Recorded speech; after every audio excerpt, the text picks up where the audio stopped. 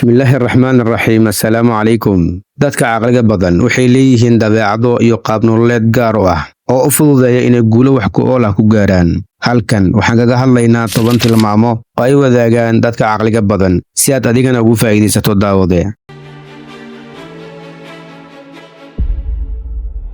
Tilmaanta koowaad, dabacsanaanta maskaxda. Dadka caqliga badan waa kuwa dabacsan oo furfuran, waxayna diyaar u yihiin inay aqbalaan fikrado cusub oo aanan ahayn kuwa hore u haysteen. Waxayna fahmaan in aqoontu aysan ahayn mid dhammaata, maalin walibana waxay isku dayaan inay aqoon kororsadaan. Tilmaanta labaad, xalinta dhibaatooyinka. Waxay leeyihiin awood ay ku xalliyaan dhibaatooyinka ayagoo isticmaalaya fikir xeeladaysan oo aan caadi ahayn. Waxayna u arkaan dhibaatooyinka inay yihiin fursado ay ka heli karaan xalal cusub. Tilmaanta saddexaad, dib u eegista naftooda. Dadka caqliga badan waxay dib ugu noqdaan ficilladooda, waxayna ka dhex baaraan waxa u shaqeeyey waxa aan u shaqayn. Waxay si joogto ah u qiimeeyaan naftooda si ay ugu soo saaraan qaladaadkii hore u galeen, waxayna ka bartaan casharo cusub. Tilmaanta afaraad, xoogga saarista faa'iidada mustaqbalka.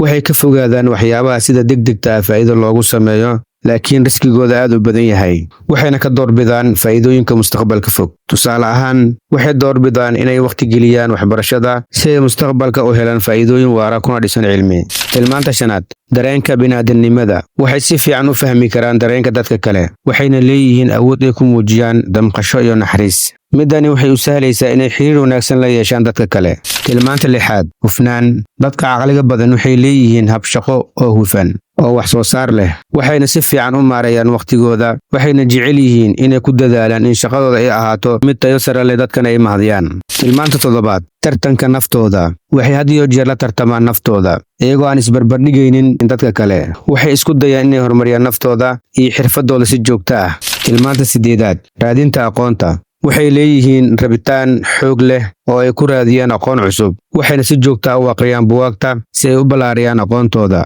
Tilmaanta sagaalaad, adkaysi. Markay wajahaan caqabado iyo guuldarooyin, dadka caqliga badan ma quustaan oo ma aha kuwa isdhiiba, balse waa kuwa adkaysta oo ka soo kabta guuldaro walba ku dhacda. Tilmaanta tobanaad, fikir wanaagsan. Waxay leeyihiin fikir wanaagsan oo mar waliba ka dhigaya inay rajo ka qabaan guusha. Waxay aaminsan yihiin in fikradaha wanaagsan ay soo saaraan ficilo wanaagsan, kuwaasoo keenaya natiijooyin wanaagsan. Gebagabadii, dadka caqliga badan ma ahan kuwa la dhashay awood gaar ah, balse waa kuwa ku guulaystay inay mar waliba naftooda horumariyaan. Tilmaamahan aan hore u soo sheegnay ayaa ka dhigaya kuwa mar waliba guulaysta. Daawade, adigana haddii aad la timaado tilmaamahan, waxaad gaari kartaa guusha aad tiigsanayso insha Allah. Intaan ayaan ku soo koobayaa muuqaalkeena maanta. Waxaan kuu rajaynayaa inaad ka faa'iidaysatid daawade. Waxaa muhiim ah fikirkiina. Haddii ay jiraan mowduucyo kale oo aad xiisaynaysaan, fadlan qaybta komentiyada igu soo qora si aan muuqaalo ugu soo sameeyo. Waad ku mahadsantihiin daawashadiina. Haddii aad nagu cusub tahay oo kanaalka waxaad ka faa'iiday, fadlan channelka subscribe ku saacid. Haddii aad hore noola joogtay, fiidiyoga like saar si asxaab kale ugu faa'iidaystaan. Mahadsanid daawade.